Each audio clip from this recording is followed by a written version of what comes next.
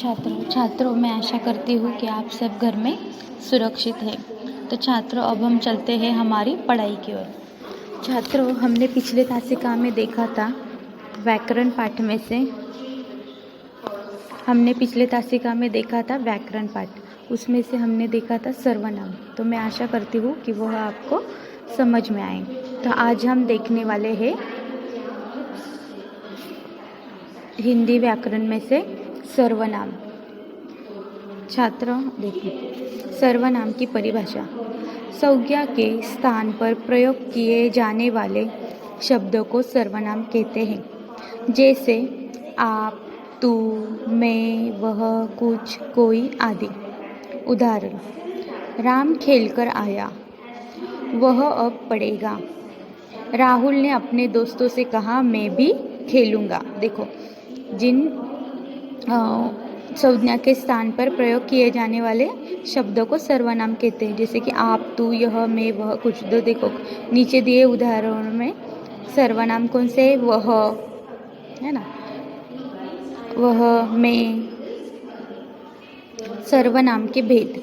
पुरुषवाचक सर्वनाम, निश्चयवाचक सर्वनाम, अनिश्चयवाचक सर्वनाम, प्रश्नवाचक सर्वनाम, संबंधवाचक सर्वनाम, निजवाचक सर्वनाम।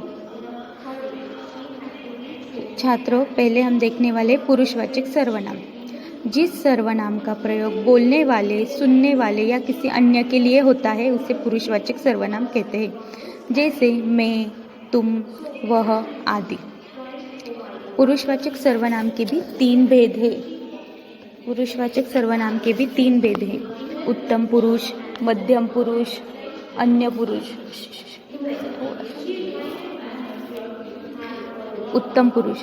जिस सर्वनाम का प्रयोग बोलने वाला या लिखने वाला अपने लिए करता है उस सर्वनाम को उत्तम पुरुषवाचक सर्वनाम कहते हैं, जैसे कि मैं पत्र लिखता हूँ, हम रोज स्कूल जाते हैं। मध्यम पुरुष। बोलने वाला या लिखने वाला जिस सर्वनाम का प्रयोग सुनने वाले या पढ़ने वाले के लिए करता है उस सर्वनाम को मध्यम पुरुषवाचक सर्वनाम कहते हैं, जैसे कि तुम इधर मत आओ। अन्य पुरुष।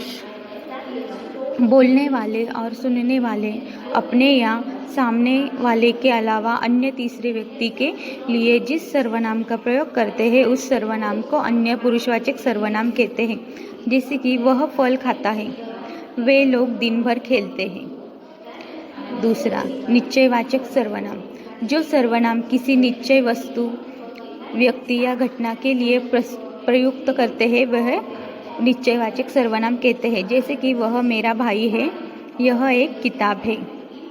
अनिश्चयवाचक सर्वनाम। जो सर्वनाम किसी अनिश्चित वस्तु, अनिश्चित व्यक्ति या अनिश्चित घटना के लिए प्रयुक्त होते हैं वे अनिश्चयवाचक सर्वनाम कहते हैं, जैसे कि कोई आ रहा है, कोई कुछ काम करो। चौथा, प्रश्नवाचक सर्वनाम। जिस सर्वनाम का प्रयोग प्रश्न करने के लिए किया जाता है वह प्रश्नवाचक सर्वनाम होता है। उदाहरण, आपने क्या खाया है? दूसरा, वह कौन गाना गा रहा है? 5, संबंधवाचक सर्वनाम। जिस सर्वनाम से एक शब्द या वाक्य का दूसरे शब्द या वाक्य से संबंध जाना जाता है वह संबंधवाचक सर्वनाम होता है, जैसे जो सोवेगा वो खोवेगा, जो करेगा सो भरेगा। छठा, निजवाचक सर्वनाम। वक्ता या लेखक जिस सर्वनाम का प्रयोग वाक्य में अपने लिए करते हैं उसे निजवाचक सर्वनाम कहते हैं, जैसे 1, हमें अपना काम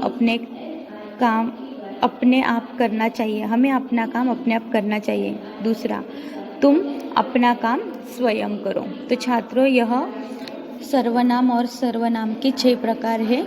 तो छात्रों मैं आशा करती हूँ कि यह आपको समझ में आए। तो छात्रों कुछ वर्कशीट में आपको दिखाने वाली हूँ, वह आपको लिखने हैं। तो छात्रों यह वर्कशीट में आपको संज्ञा को रेखांकित करना है। देखो यहाँ पे रिक्त स्थान के उचित सर्वनाम शब्द लिखना है आपको। इसमें कोष्टक में सर्वनाम के सही रूप से रिक्त स्थानों की पूर्ति करो। तो छात्रों मैं आशा करती हूँ कि यह पाठ आपको समझ में आए। तो अब हम मिलते हैं अगले तासिका में। धन्यवाद।